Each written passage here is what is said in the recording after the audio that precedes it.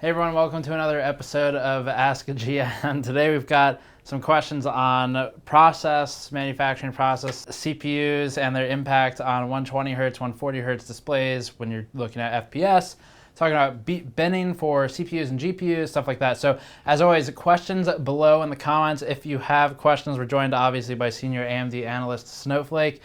So now would be a good time to post your questions relevant to that. But questions below, GPU, other components, all welcome, cases, CPUs, all that stuff, RAM.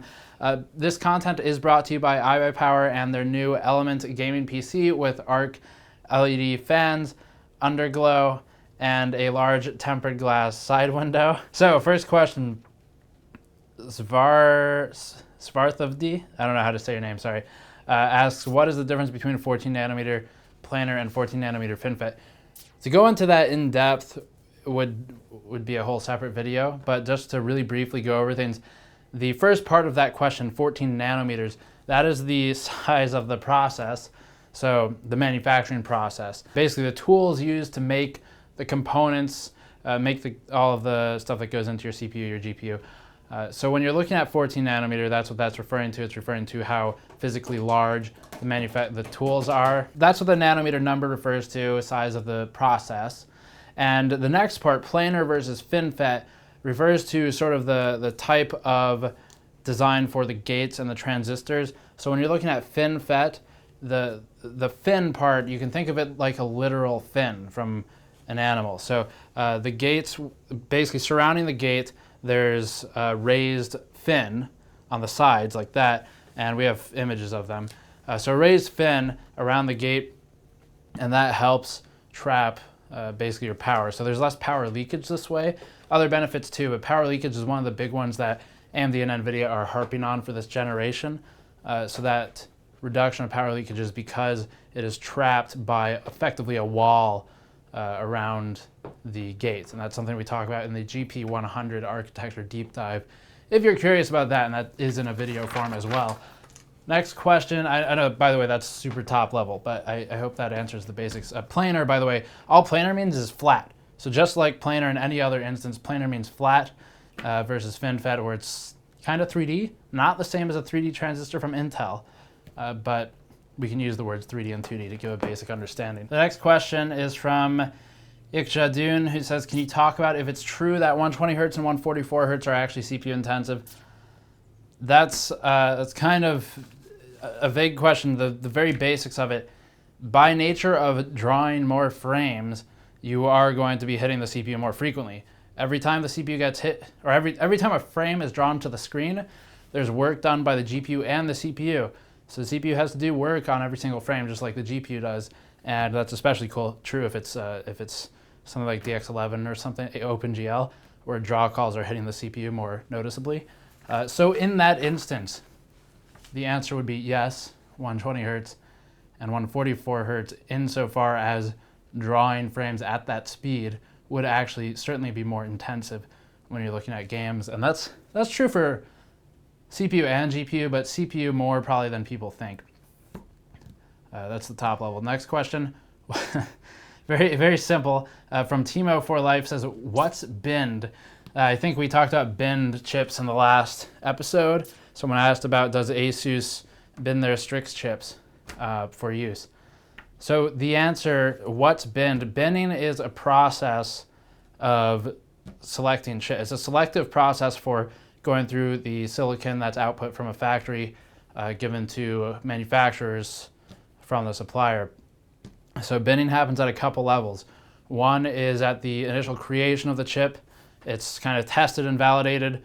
Can this chip perform to spec? Does it have anything that needs to be disabled? If there are things that need to be disabled, you end up with stuff like the G3258, where the IGP is disabled, or the Athlon X4 series, where the APU, the graphics part of the APU is disabled. So those things come about as a result of failing validation or just needing to fill a gap in the market.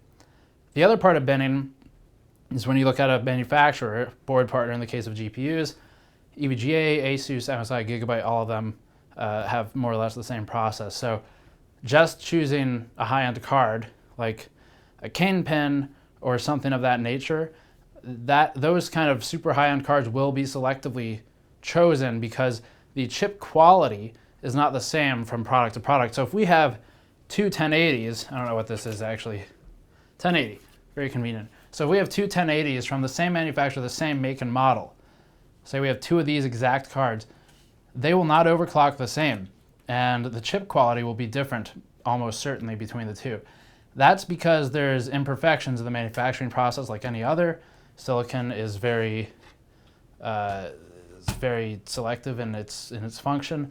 So when you have differences in manufacturing process, you have differences in overclock potential and things like that, stability at different clock rates. If there's failed validation, then it might get down-stepped to a lower end product, which we've seen in the past when you can kind of unlock a GPU from a low-end GPU to a higher-end GPU. That's normally because something in there is not performing to spec of the high end.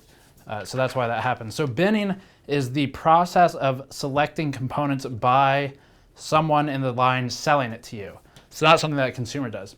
Someone in the line selling it to you is selecting components to perform based on a spec.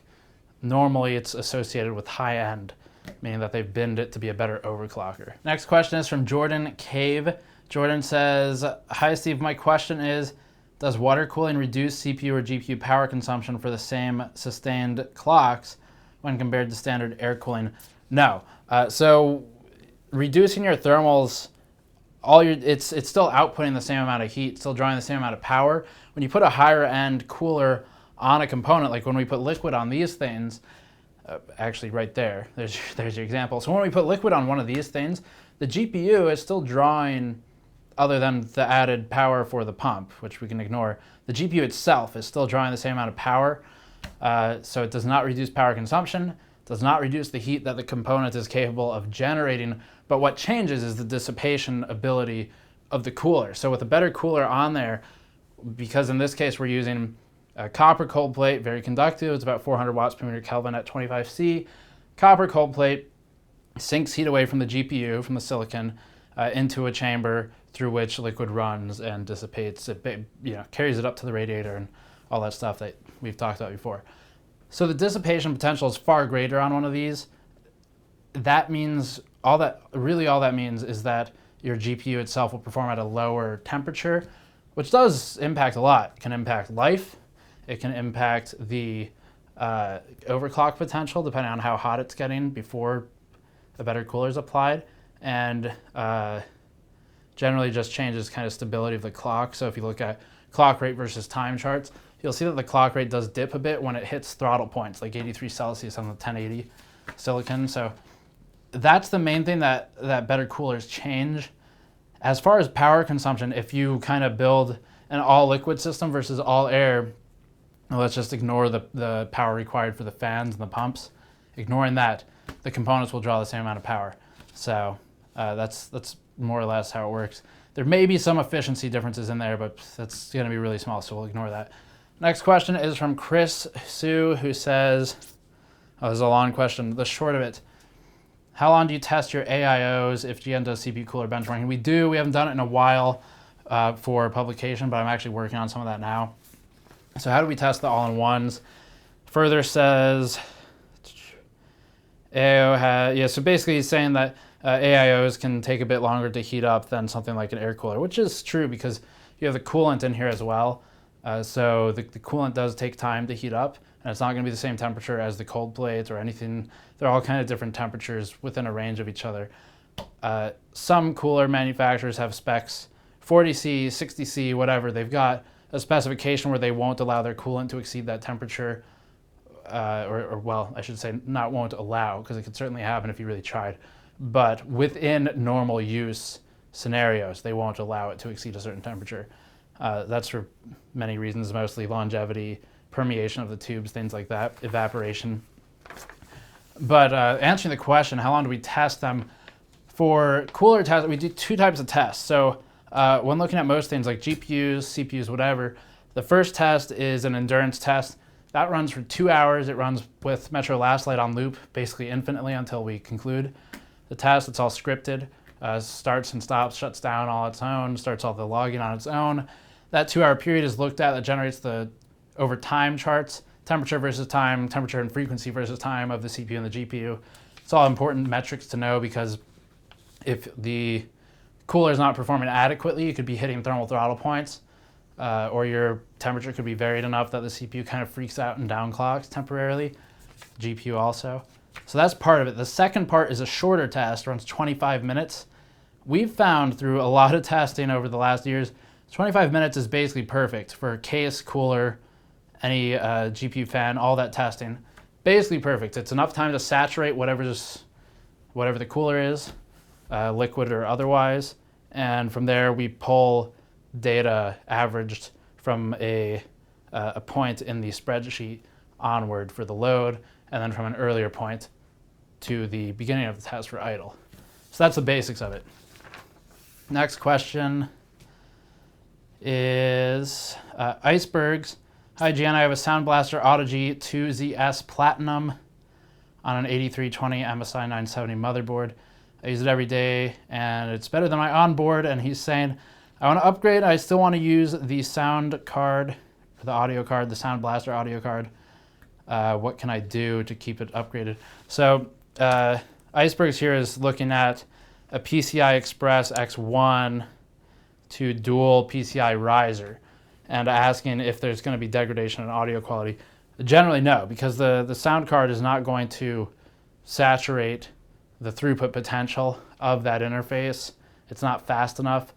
If you buy a really crappy quality PCI riser, then you probably might have some loss, but most of that loss will be from poorly insulated cabling or something like that. So just buy something that's decent.